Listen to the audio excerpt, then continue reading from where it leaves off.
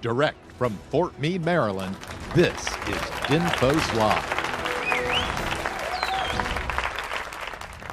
Welcome back to another episode of DINFOS Live, and Happy New Year. Speaking of New Year's, how many of you made New Year's resolutions? And if you did, how would you know if you were successful in fulfilling them? Well, as communicators, we make plans and resolutions, if you will, all the time through the communication planning process. And how we determine if our efforts were successful? Well, we do that by ensuring that we incorporate the evaluation techniques and tactics. Here this month to talk about how you can ensure success with your communication efforts is one of our awesome DINFOS instructors, Captain Dave Morris. Sir, thanks for joining me on set. Thanks for having me, Chad. Awesome, another Marine set. Let's go ahead and sit our all Marine crew. Before we get really into it, I just want to have you give me a quick overview of who you are and what you do, and got a little history of you. Yeah, absolutely, Chad. So I'm an instructor at the Defense Information School right across the street there. Specifically, I work in the Public Affairs and Communication Strategy Directorate. I'm a team lead. Shout out Team 2. Yeah. And prior to this, I was actually at San Diego State University. I was getting a Master's in Mass Communication Media Studies. The Marine Corps, Navy, and Coast Guard has a program over there, where I also got my accreditation in Public Relations and Military Communication. Prior to SDSU, I filled a variety of billets. I was a Comstrat officer on a Marine Expeditionary Unit. I was a company executive officer, and I was actually also a foreign advisor in Iraq for a little while. That's awesome. That APR is handy. I'm glad to see that you got that. Yeah. Good stuff. Also joining us in studio today, Lance Corporal Plissner. Thanks for helping us out today. And let's talk resolutions. Did you make any? Yes, I did. First off, happy to be here, and thanks for having me. I did make a resolution. It was to volunteer more and give back to the community. Well, you got a good start. We're still in the first month, and you're volunteering here to be the social media moderator, so thanks for that. Hopefully we get your questions.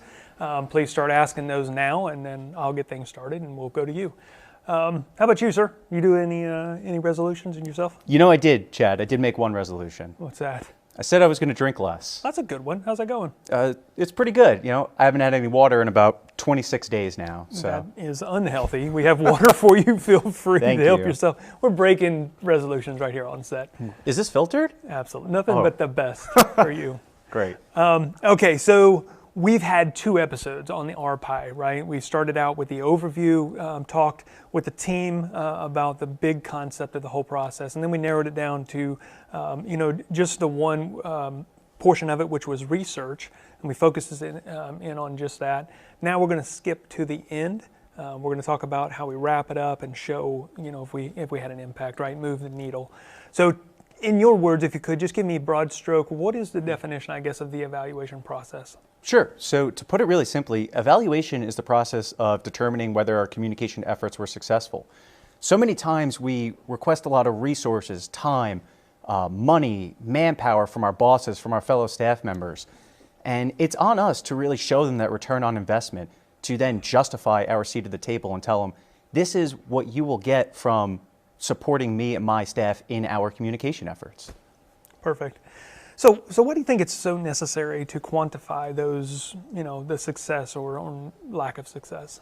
Well, I'll tell you what, I've worked on several staffs before where people outside of public affairs, communication strategy, what we call Comstrat in the Marine Corps, they tend to have a little bit of a difficulty understanding exactly what we bring to the table, right? So what our specific purpose is, really putting it in quantifiable measures. And so by evaluating our processes, our communication efforts, and putting them in statistical terms, in data and math, we're speaking that universal language that we're all used to. We're speaking that universal language of math so that our other staff members, maybe the people who aren't too familiar exactly with the intricacies of what we're doing, can then understand why we're doing what we're doing, justifying our purpose there and our seat at the table ultimately. Makes sense. How are we looking on social media? Anything over there? Yes, we actually do have a couple of questions at the moment. Okay. I hate to jump right into it, but I've got a list of questions and I can't see them on my cheap teleprompter please. here.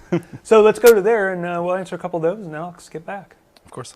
So Jim here asks, is it important for your evaluative questions to mirror those asked in formative research? In other words, do you want to be asking the same questions in the E as you did in the R phase? That's a good one.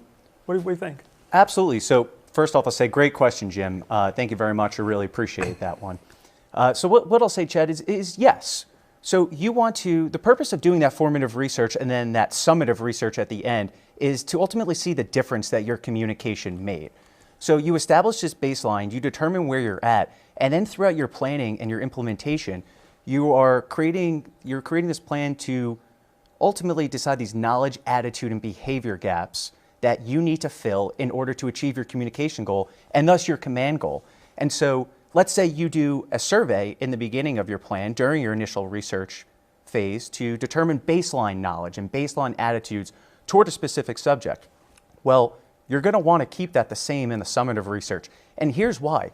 Any differences that you have in maybe how you ask questions on your survey, how you deliver it, who you deliver it to, can ultimately influence the responses that are on that survey. So you want to minimize any of that error or as much of that error as possible so that you can attribute all of the changes on your survey to all of your communication as opposed to any outside confounding variables, as we call them. Yeah, no, that makes perfect sense.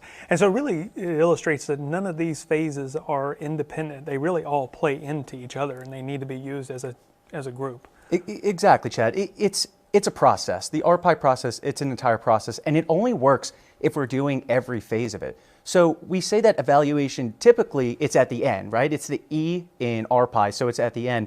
But evaluation is continuous throughout, and it starts at the beginning. It starts with, similar to how we just spoke about, establishing that baseline research to set yourself up for evaluation later on. And it's something we do throughout too. So while we're implementing our tactics, right, the things, the outputs we are doing, the things, the actions that our section is putting out there, say press releases, social media posts, press conferences, media interviews, we want to continually look at these and say, am I accomplishing these? Are these actually leading to these outcomes, to these knowledge, attitude, and behavior changes that we want to get to? And we look at those and we have to have some humility and say, okay, if these aren't getting to what I want to be at, I'm going to do something called course correct. I'm going to correct exactly what I'm doing so that I can get to those outcome-based objectives that I want to get to at the end of the plan. Makes sense. Yeah, don't have too much pride that you don't accept that it has to flex a little bit. That's good. So what are some of the key strategic thinking skills, I guess, that people need? Yeah. So I'll start off with the one I just mentioned. Humility is big. You have to be able to look at your plan while you're actually evaluating it, while you're implementing it, and say, okay, what I'm doing right now isn't working. Yes, I had all this research. Yes, I created this beautiful plan. But clearly this tactic, these social media posts, these video testimonials that I'm putting out there, they're not working. They're not reaching my stakeholders. I got to take a piece of humble pie, not too much though, because we have New Year's resolutions where we might want to be getting a little healthier. Right. And we got to say, okay, how can I course correct? How can I correct this so that I can reach those outcomes while there's still time? And the second skill I would really say is the analytical thinking. And here's why. Evaluation isn't necessarily, it's not easy, right? It's not very straightforward. This is why historically we've had trouble really implementing this, especially in the Department of Defense, because it takes a lot of effort. It takes some thought process to actually build a survey, to implement it, to do it correctly, to then take all of that, analyze it, and present those results to whoever needs to see them. So having that ability to look at the entire situation, pick out piece by piece what we need to do and what we need to measure, and then analyzing and presenting it is key to actually evaluating and determining the success of your plan. Makes sense. So we talk a lot about like success, right? And you want it all to work, but what are some reasons why, I guess, a communication plan would fail? There's a few reasons that communications would fail. First off is your most active stakeholders, they might be seeking information in other places. So they might not actually see your messages. And so if they can't see your messages, then you can't change their knowledge, attitude, and behavior. So it's important during that formative research phase to really look at channel selection and channel preferences for your stakeholders to determine the best ways to reach them so you don't run into this problem while you're implementing the plan and then have to readjust and course correct as much. Makes sense. Another reason that it could fail is that maybe your stakeholders are interpreting messages differently than how you intended. So let's say I am sending a message out to my stakeholders. I, as the sender, am sending out a message to my stakeholders who are the receiver. Anything that gets in the way of those receivers understanding and interpreting that message exactly how I want them to is what we call in the industry noise. This could be physical noise, right? Maybe they actually can't hear the message. Maybe there's a cultural difference in how they are interpreting those. But that's something that we'll see and that we can possibly mitigate in our stakeholder and public analysis in the beginning phases of the RPIE process. Another reason, sometimes objective information and counter arguments, they're simply just not enough to change people's opinions on a matter. And I would say the final reason that communication plans will typically fail is that people might avoid or reject our messaging, right? Confirmation bias. If people are strong-willed about a certain opinion or about a certain topic, they might only seek information that is in line with what they currently believe. So if they see something differently, they might just completely avoid it, and then they're not getting our message at all. Right. Okay. So some of the terms that I see, used with this process is outcome and output. Is there a difference between those two? You know what? There's actually a huge difference. And so I'll start with outputs. These are the things we do with our hands and our feet. These are the actions we're taking, the specific tactics, typically what we call them. Examples of outputs would be press releases that we put out, media interviews that we conduct, press conferences that we conduct, social media posts that we put out there. Now, these are tasks that we're doing in order to accomplish a strategy. Now, we can't just measure these outputs as success for our plan. Here's why.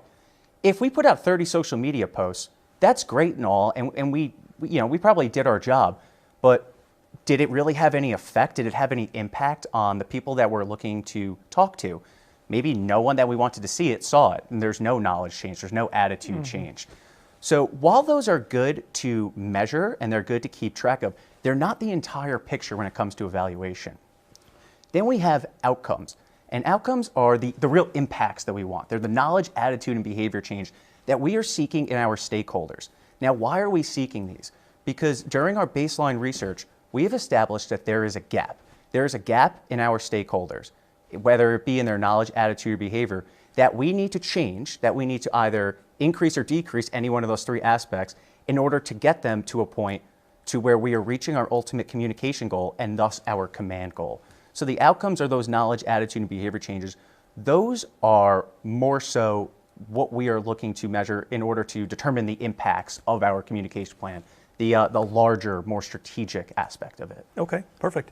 So I think we've got several online questions. We're going to shift over to the crowd out there because that's really who we want to answer those questions for. So Lance Corporal Plisner, over to you for some questions. Of course. We do have some more questions. Mallory here asks if you have any recommendations for how a small unit with few resources can conduct an evaluation. Hey, from a Marine unit, you got to know that one. So that's absolutely, and I'll say very good question, Mal. Thank you very much for asking that. I've experienced this. I really have experienced this. I've been in that small unit. I've been part of 3-man teams. I've been part of 10-man teams, and a lot of times we're limited on the resources we have. We're limited in the time that we have. And I'll say this: evaluation, it's scalable. So while we want to measure the outputs and the outcomes of our plans and our efforts, we have to ultimately, it's situational based. We have to take the situation that we're in and decide what is the most important or what do we actually need to brief. And there is actually a couple of different ways that we can do this. For example, we can do informal interviews with people. We can wait outside somebody's office or as people walk into the building, we can give them a quick poll, right? And we can write this down. Is it the most scientifically rigorous? No. But will it help form our research and our evaluation and let us determine success? Sure, absolutely. Another thing we have is a content analysis. So you'll kind of see this with media assessments. You'll see a media roll-up after an exercise, and you'll say, okay, this many articles talked about our message here. 30% of our articles were positive, 60% were negative, 10% were neutral. This is something that we can do for free, this content analysis. All it involves is looking at whatever we determine our unit analysis to be. So say it's news articles over a certain amount of time on a certain subject, and we can do this right via Google News, or there's much more advanced software out there and databases. We can look at those and we can just develop a simple coding process where we record, okay, this has more positive negatives, positive messages, then negative. Okay, this is a positive message. This is a positive article. Let me move on. And you do that for all the articles in a given time frame. So it's pretty scalable to what we actually need for the requirements of our unit. Cool. I've seen that live in action in Norway. Shout out to probably Lieutenant Colonel now, Kendra Moats. Out there on the West Coast. Did an awesome job. And that was a full-time job for her, honestly, to do that analysis to brief up higher. Absolutely. It's by no means quick, and this is why evaluation becomes intimidating to people, because we look at this and we say, oh man, this is going to take a lot of time. I don't have the resources for it, or I don't necessarily see the worth in spending my man hours on this. And what I'll say is this: the effort you're going to put in to actually do this is going to pay you a lot more dividends moving forward. And here's why. This evaluation for, let's say, your first plan is it going to provide you further justification for more resources and more manpower on your next plan. And so this process almost becomes predictive to where you can say, hey, look, I did this on this plan. These tactics worked, right? This is what my evaluation told me. I want to do something similar on this plan. Here's my justification from my previous plan. And then hopefully your commander says, okay, yes, I did see this worked. That makes sense. Go forth and do wonderful things. Yeah, not to mention the training aspect for your unit to help them understand why the process is and how they can do better next time too. So absolutely. Yeah, it makes perfect sense. I think we've got more. Let's take another one if you've got one online. Of course. So Scott asks, should we provide our own assessment and evaluation to commanders, or should we be one part of a larger and more holistic assessment of the information environment that shows effects for the military objectives? Okay. Very good question, Scott. And I'll say this, it kind of is going to go back a little bit to Mallory's question. It's going to be a little situational dependent. The way the military is moving, we want to incorporate with the other information-related capabilities, the other IRCs. And I have collaborated with them, and painting that holistic picture is the ideal point for a commander. Ideally, they have the more minds, the better. They have different perspectives, diverse opinions that are all contributing to whatever this product or this evaluation brief is to the commander. So I would say ideally, but a lot of times you're not gonna have that, right? You're not gonna have those resources. You're not gonna have those other information-related capabilities there. So I would say, when you do things like this, whether you're a Comstrat officer, public affairs, or even if you're another information-related capability, keep what you do and share it with those people, because maybe you're not the one that's coordinating the entire information operations effort, but if you can provide this to the person who is, then they can build the situational awareness, and then maybe they provide the holistic evaluation to the commander. Sure. No, it makes perfect sense. Do you have more? There was one more question here that we have at the moment. Someone's just asking if you're able to talk more about SMART objectives. Yes, absolutely. So when we say goals, we say objectives. What are all these? Let me start with a goal. A goal is a summative end state that you want. So the way I like to tell my students and people that I talk to about this, so I'll tell you, Chad, is a goal is, imagine closing your eyes and you have completed your entire plan, right? Everything worked out perfectly. What does the situation look like around you? So this is the broad summative statement describing that end state. Well, how do we get there? So the steps we get there are through our objectives. Now these objectives are outcome-based, right? These talk about changing the knowledge, attitude, and behavior that we spoke a little bit about earlier. Well, how do we write these so that they are measurable, so that they are those specific steps? We use the acronym called SMART, and that stands for specific, measurable, achievable, relevant, and time-bound. So we want to make sure that we're including that specific change that we're looking for, maybe increasing knowledge from 10% to 40%, or increasing the amount of people that use a base service from 10 a month to 100 a month. And we want to specify that end date. Well, why do we want to specify the end date? Because that's when we start looking at whether or not we hit that objective, whether or not we got that outcome that we are looking for. Makes sense. Was that the last one we have online, or do you have any more? At the moment, we don't have anything else from online. Okay.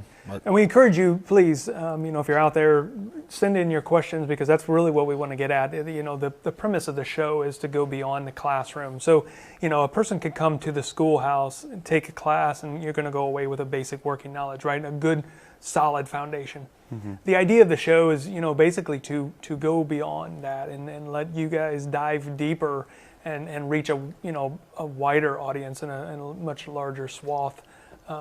without physically coming here for a whole course. So we always encourage, the questions to be sent in, get them online, or follow up afterwards. Send your questions in the text, and we can follow up that way as well. Yeah, absolutely. In the meantime, I think we can kind of relate this evaluation to the time we're at in the year right now. So we have New Year's resolutions, right? We talked about it. I said I was drinking less, right? Except for the sip of water I just took. I'm doing pretty good for the month so far. A lot of people talk about getting healthier, right? This is a pretty common New Year's resolution that we see. And so let's walk through this. Somebody says that, okay, my goal is that I want to get healthier by the end of 2022. So over 2022, I'm going to implement a plan to get healthier. So at first they say, okay, what is healthier? Well, I'm going to establish a baseline. I'm going to track my weight, my body mass index, my BMI, my heart rate, my resting heart rate, and my blood pressure. And their objectives are to decrease their BMI, decrease their weight, decrease their resting heart rate, and all this stuff. So let's fast forward to the end of the year, and it's December 31st, 2022. And now that they've already done all their baseline statistics, their baseline research, they've implemented their entire plan, and they're at the end here. So they're evaluating that outcome. Well, let's look and what if they say, oh, I didn't hit my goal. I gained weight, my body mass index increased, my resting heart rate has increased. Well, what happened? Well, now you have to look through an entire year, and you have to figure out what went wrong. Maybe it was Brenda's wedding in February where you were crushing the all-you-can-eat buffet multiple times a day. That's me. I'm the guy that goes into a buffet and is saying, okay, I'm going to get my money's worth. I'm going to get this person's money worth and this person's money's worth, even though I'm not paying for this. That's me. Maybe it was Teddy's bachelor party in Vegas where you only slept 2 hours. And maybe you did this throughout the year. Well, how can you tell what exactly was it that went wrong? You necessarily can't. You can't attribute it to any specific event. And so if you evaluate it continually, maybe at the end of every month, instead of just at the end of the year, you can say, oh, okay, February I was good, but March I gained weight, and that was Teddy's bachelor party. So it's important to kind of evaluate while you're going through this plan, because then you can do that course correct thing that we were talking about earlier. Right. So I think we do now have a couple more online questions. We'll get to those, and then I think we'll wrap up soon, unless we get some more to come in. So over to you for those online questions. Of course, we do have a couple more online questions. First off, sir, your sister Gabby says hello and says you're doing a great job. That's awesome. Hi, Gabby. And then we do have a question from Kip.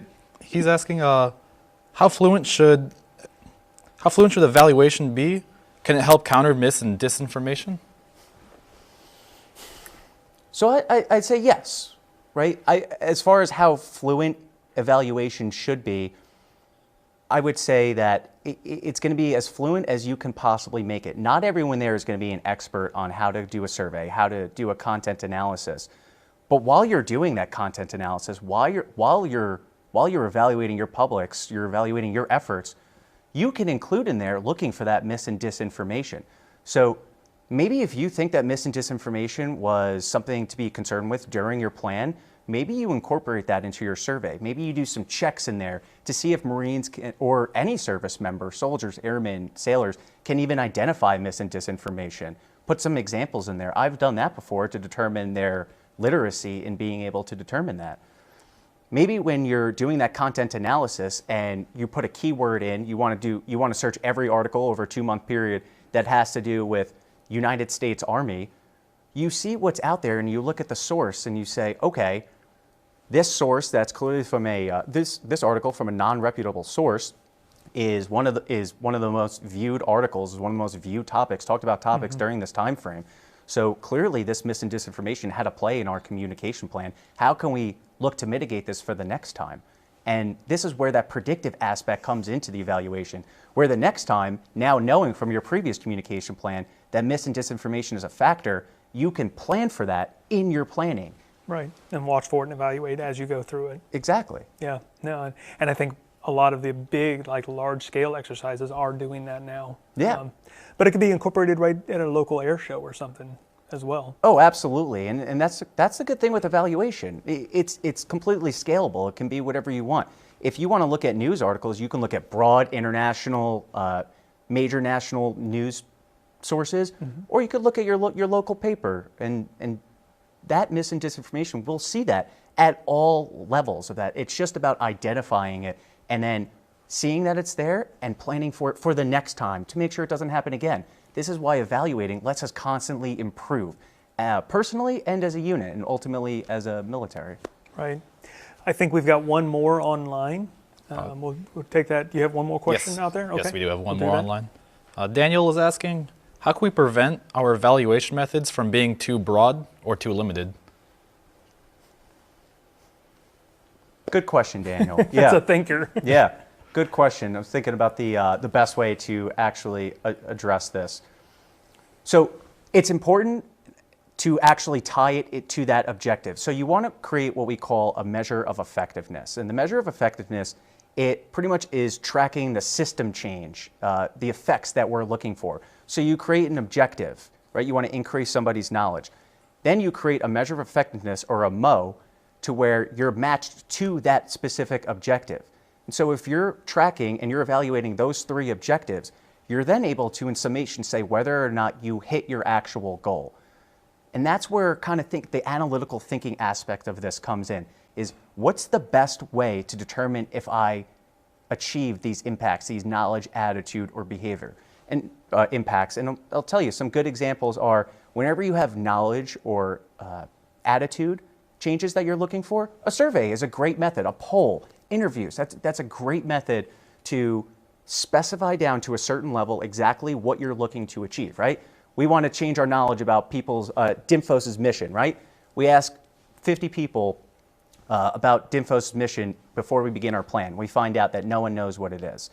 At the end of our plan, we give them the same exact survey, and we find out that 50 people now know what DINFOS's mission is. So we're able to determine that there is a knowledge change there, and we attribute it to our communication plan.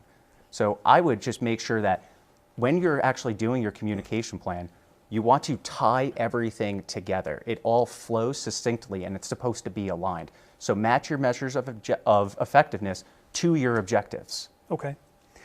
So there's another term that we talked about a little earlier, the Barcelona principles. Yes. Or Barcelona, if you've been to Barcelona. Spain. Yes. Yes. Can you tell me a little bit about those? Will you explain that? Yes, absolutely. So I've actually been to Barcelona before. I wasn't invited to this conference, but I went, about... Crash a party? Yeah, maybe about 8 years ago. Yeah, I tried to knock. They didn't let me in the door. It was fine. I don't blame them. Yeah. So Barcelona principles were first created in 2010, and they're now in their 3rd iteration. They were just revised in 2020. This is when a bunch of PR professionals, industry leaders got together in Barcelona, and they said, okay, we need to create universal doctrine, in a way, for evaluating communication plans and efforts. And they created 7 principles, and you can pretty easily just Google them and see what the Barcelona principles are. But some important aspects of them are that you have to evaluate both traditional and social media, right? Don't just leave the traditional media in the out of the loop, despite our now often prevalence of social media, especially in our communication plans. Another thing is that we want to track both those outputs and those outcomes, right? So we want to evaluate those tactics that we're doing while also evaluating the outcomes. And a third one that I'll bring up is you want to do this all ethically. Right? There's a certain amount of ethics with it, and it's always involved when you're doing data analysis and you're presenting information to people. You don't want to evaluate your plan and see that you didn't hit your goal, you didn't hit your objectives, and then kind of fudge the numbers a bit or present it in a way that makes it seem like you didn't do that. You're not helping yourself, and there's a pretty significant ethical violation with actually doing that. And you're also not helping the field at all. So ethics are a pretty big part of actually evaluating and telling the truth with that and projecting it in a way that is cognizant of what you actually did. Makes sense. Yeah. So you'll see how we kind of tie all these shows together. I'm gonna refer back to Pavilion. As I understand, a lot of this is on there, and you mentioned it earlier in one of your answers. You talked about share that information. And as I understand how Pavilion works, is you can take something you've done and as a proof source, and you can upload it or add it to Pavilion. how much information on this, the RPIE as a whole, and then the evaluation specifically is on Pavilion? And I think we got a link that we'll put up for you, lower third here. But can you talk to that a little bit? Do you know? Absolutely. So Pavilion is a great resource put out by the Defense Information School, and it gives a lot of good knowledge on pretty much all aspects of public affairs, mass communication, gets down nitty-gritty, and it talks a lot about the RPIE process. I would say it's a very good resource for you to first go to and get familiar with the RPIE process. And we'll talk about how they all flow together. And then from there, you can kind of see for yourself where you need to go. So I would recommend that anybody first starts with Pavilion. And there's a link in the chat that we're putting out there. That should be your first place to go to get that basic entry-level information. And there are some advanced and intermediate concepts in there, but at least start out there and get familiar with what exactly is required for evaluation, and in fact, all aspects of RPIE. Okay. Yeah, I know it's a wealth of information out there. I just wondered if you had some specifics. So that's very helpful. Mm-hmm. I think we've answered most of the online questions. I've gotten to the ones that I wanted to ask you about, and I know we've covered a lot of material. Is there anything that we've missed, or anything you want to drive home to the audience, or someone who may watch the episode later? Yeah, absolutely. So first off, I'd like to say hi, Gabby. Thanks again for submitting that question. Really appreciate it. Thank you. The second thing I'll say is that evaluation, it seems intimidating at first, right? Conducting surveys, the content analysis, the resources that this requires, like everything involved in it, all the science, the data. This can seem overwhelming. Maybe you don't know how to do this. Maybe you don't have the resources. But what I'll say is the dividends that this will pay you later on are going to be huge. They're going to be really important for you. And if we want to speak that language of the other staff officers, of anyone outside our command, this universal language of research and justification and data and math and statistics, we need to conduct this evaluation in order to quantify our efforts and show, hey, look, here's objective reasoning for why I deserve a seat at the table and I should be included in this planning and that I should get all these resources. Yeah, facts are hard to refute. Mm-hmm. Yeah. Bottom line, when you come down to it. Mm-hmm. So otherwise it just comes off as an opinion. Mm-hmm. Well, I think it worked. Well, why? So I appreciate all the information that you've given. I think we've got one more. We'll do that online, and then I think we'll wrap it up. So over to you, Lance Corporal. Let's see. Oh, do you have one? He's saying he doesn't have any, and I actually don't. I don't have any either. So I think we'll go ahead and we'll wrap up. I do appreciate your time coming in here today. It was pretty awesome. And again, people might send a question afterwards, and so you can get online and answer it there, or your team. I'll be standing by. Absolutely. Perfect. Lance Corporal Plisner, thank you so much for helping out, reading the questions and the online moderating. Okay. Mm-hmm. So folks, we hope you enjoyed this month's episode. You can check out all the past episodes on YouTube and the Divids Media Hub at the URLs in the chat and also in the episode description. There'll be a lot of information there as well. Next month, DINFOS Live is going to air on February 23rd, and we're going to feature one of the Defense Information School's graphic design subject matter experts. Make sure you follow us on Facebook and on LinkedIn to learn more about that. And until then, good luck with your New Year's resolutions and happy evaluating. All right, folks, that's our show.